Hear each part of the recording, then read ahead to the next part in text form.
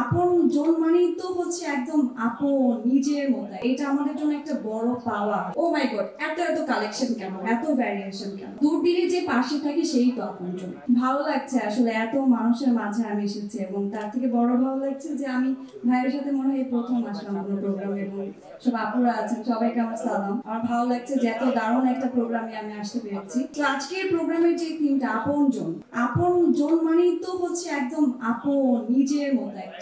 So এটা নিয়ে বলার মতো আসলে অনেক কিছু বলা যায়, বাট আমি একটা ছোট মানুষ হিসেবে আমার মনে হয়েছে যে এই ধরনের একটা উদ্যোগ বাংলাদেশে প্রথম। সো এটা আমাদের জন্য একটা বড় পাওয়া আসলে। স্যান্ডেলিনা সো, রূপচর্চায় আভিজাত্য। সো আমরা যে ক্ষুদ্র উদ্যোক্তার কথা আমরা এখানে তুলে ধরেছি, সেটা আসলে আমাদের বাংলাদেশের আগে কখনো করেনি। সো ক্ষুদ্র উদ্যোক্তাদের জন্য এটা বিশাল বড় ব্যাপার, এবং তার থেকে বড় কথা হচ্ছে আমি এই ফ্যামিলির সাথে ইনভলভ, এবং আমি ফ্যামিলির একটা অংশ।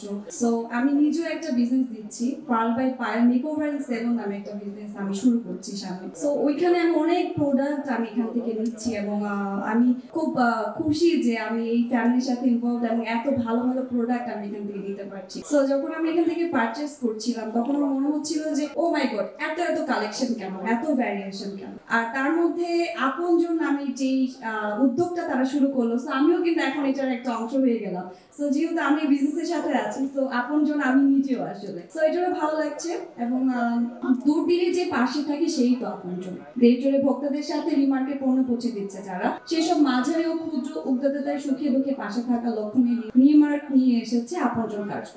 সো সবাই যে এখানে নিজেদের নিয়ে ব্যস্ত, সেখানে নিউমার্কের আপনজন প্রোগ্রামের মতো একটি উদ্যোগ বাংলাদেশেই প্রথম। আমি মোহিত উদ্যোগের সাথে যুক্ত হতে পারি, যার কারণে আনন্দিত।